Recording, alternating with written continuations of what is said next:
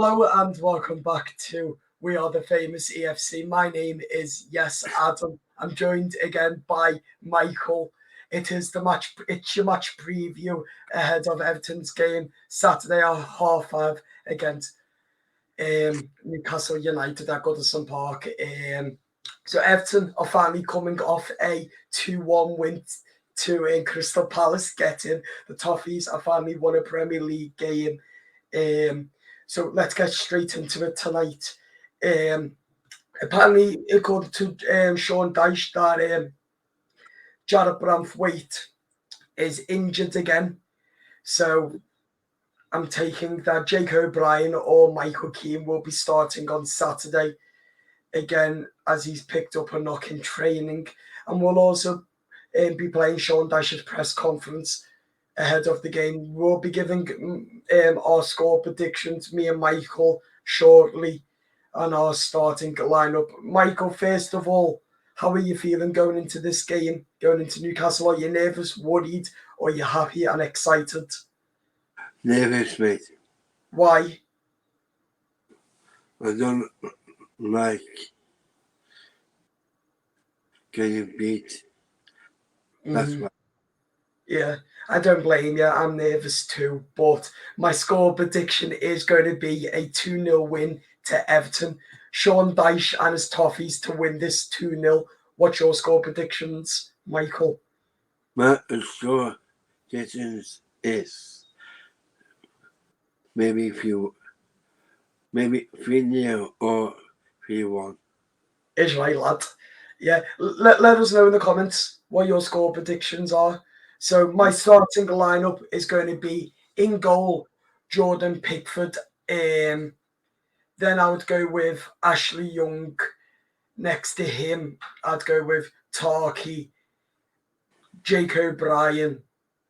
If not Jake O'Brien, then Michael Keane, Vitaly Mikalenko. In front of them, I'd go with in midfield. In fact, Michael, I'd go with I'd have to say, I'm not too sure who I'd go with because I wouldn't try and keep it as the same. I'd try and change it up a bit, but then again, I would. So hey ho. Then I'd go with Dominic Calvert-Lewin up front with Illiman and Dye, and Jack Harrison, Dwight McNeil. I'll definitely start all then. Let's see what Sean Dyche has said in his press conference today. Because we all know that Dyche has held his pre-match press conference ahead of the Newcastle game. And yeah, it's going to be a tough game. Last time Everton played Newcastle, we won 3-0 at Goodison, didn't we? During the December day. So I'm looking forward to the game because it's a much needed 3 points for this football club going into the international break. But it's going to be, if we get beat by Newcastle, then I say Sean Dyche's days are over at Goodison, as they already are numbered. But let's see what the Everton manager has to say in his press conference. Here's Everton manager Sean Dyche.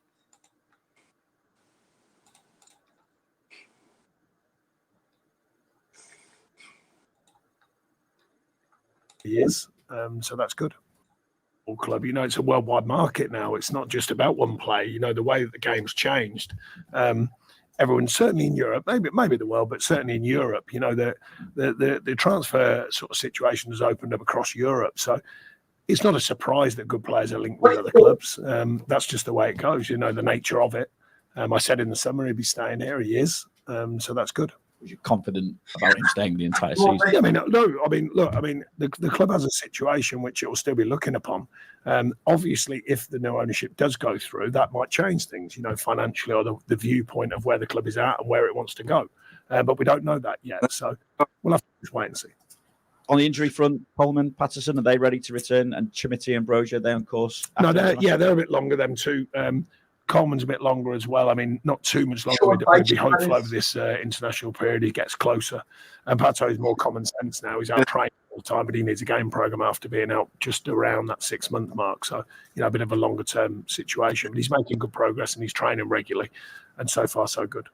You took 4 points off Newcastle last season, 3-0 victory at Goodison Park. Obviously, it was part of that 4-game run after the defeat to Manchester United as well. But what do you expect from Newcastle this time around? Just one defeat all season at Fulham, but followed that up, obviously, with a very good performance against Manchester City. Yeah, I mean, they're a good outfit. We know that. They've invested well and they're well coached by Eddie. I think they do a good job there. Someone I definitely respect in the game. And, they've got some good individuals and they're supplying another good season so far. We did do well in both games, I thought, for different reasons. Away, sort of a basketball match at times, but we came out with a point there. And at home, I thought we delivered a very good performance. And, they can operate in different ways. They can play, but they often get the ball forward quickly. So you've got to be a light attack because they have pace and on the counter. And, they're a good outfit. They've been put together well. But as you said, our record against them was good last season.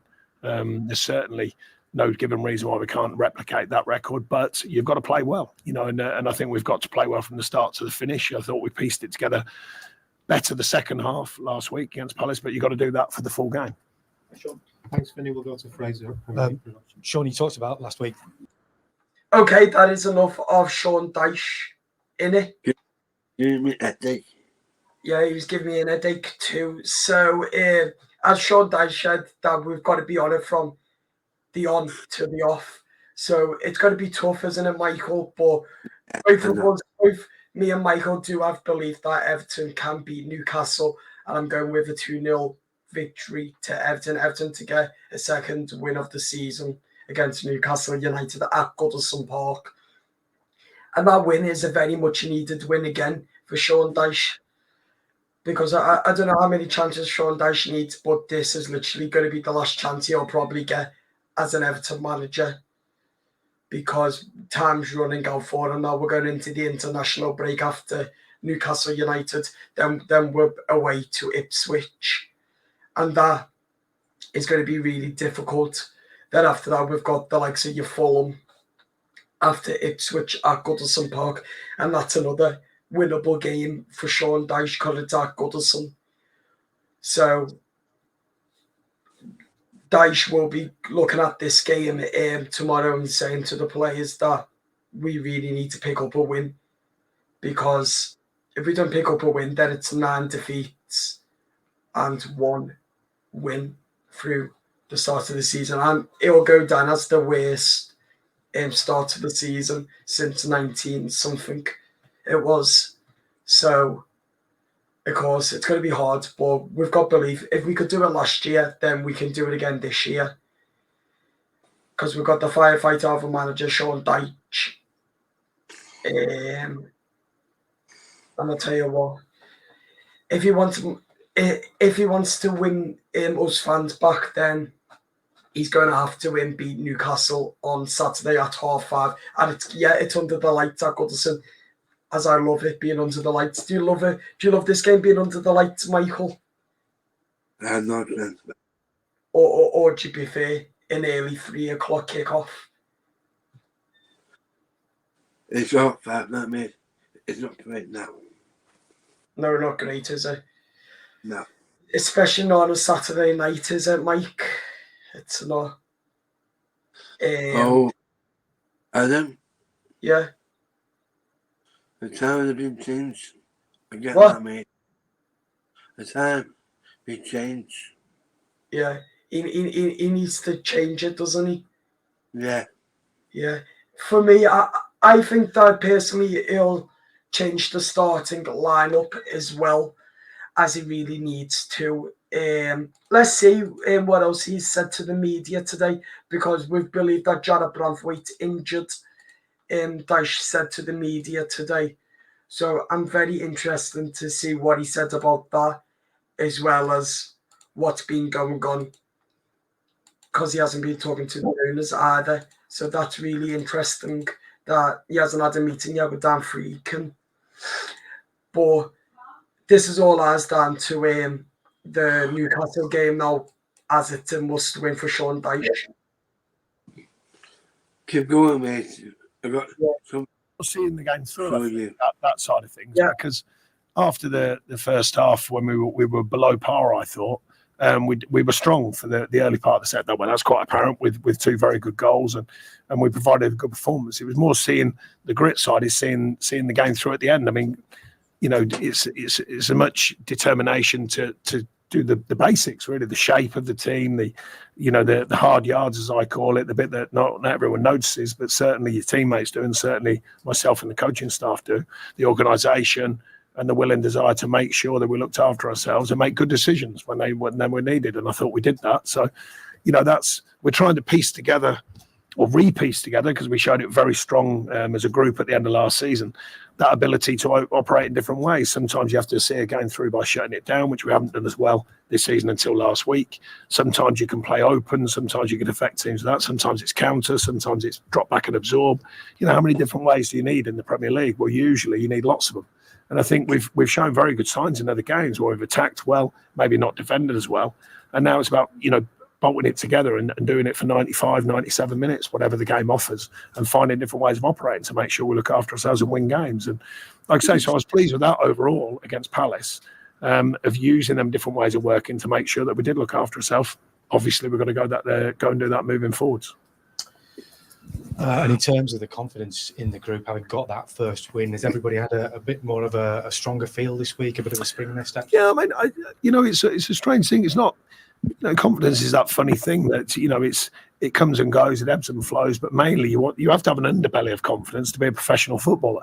But of course, it heightens it when you get a reward. The players. There's been no lack of work from the players this season, but it heightens the work when you do get a performance that can win, and you do see it through, and you can win. And it reminds some of the players of how different ways to operate can win. So, I think confidence, professional confidence, as I call it, in what we do, the day-to-day work and what they do as a group when the whistle blows. And that's one thing. The individual confidence is obviously something that each player will adapt to, playing well. There are players who have played very well in the previous games we hadn't won, so they'll actually be confident about their own performance, but bringing that team confidence. And I think winning brings that whole team and whole collective mentality where everyone feels a bit better about life. Thanks, Fraser. We'll go to Julie at Radio Merseyside. Hi. Jesper Lindstrom was substituted at half-time against Palace. How has he reacted to that this week in training? Yeah, fine. I mean, players, it can happen. He had a below par first start, but he's adapting. I've said all these players that we brought in, none of them have played in the Premier League regularly, so they're adapting to the challenges of it. And, finding that in-game consistency, which I've spoken about endlessly, it's not just about week-to-week consistency during a game, staying true to the cause. And if it's not your day to be... Okay, that is enough of Sean Dyche at his press conference. So that's all we've got time for this evening. Hope you've enjoyed the match preview. Do subscribe to the YouTube channel. Like the video, leave your comments down below, and we'll get involved in as many comments as we can. And also, if you're watching this on YouTube, don't forget to hit subscribe. See you later. Bye-bye. Thanks, Michael. Bye-bye. Hello? Yeah? I got Julie full of go. What? Nice. Who's that? Anthony, Gordon, and me. Nice. Yeah. Good man. I got loads of